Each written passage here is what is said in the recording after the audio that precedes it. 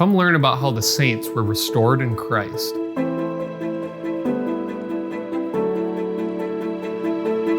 When St. Rose of Lima was still very young, Jesus asked her to consecrate herself to him, and she spent the whole rest of her life earnestly seeking him. Isabel was so beautiful as a young child that she was nicknamed Rose. After she recognized Jesus' call to be all his, her family did not understand why she began acting differently.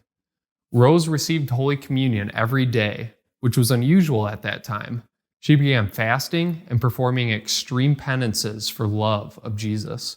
She spent long hours in prayer, including most of the night, and practiced many sacrifices.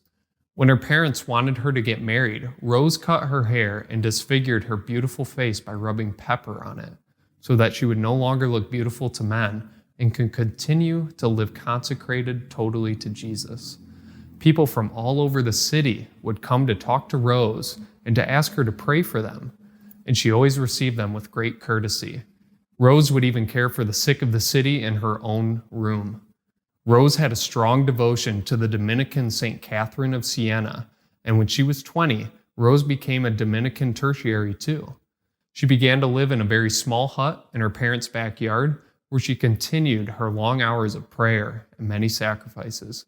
She made for herself a heavy silver crown with thorns, so she could be more united with Jesus in his passion.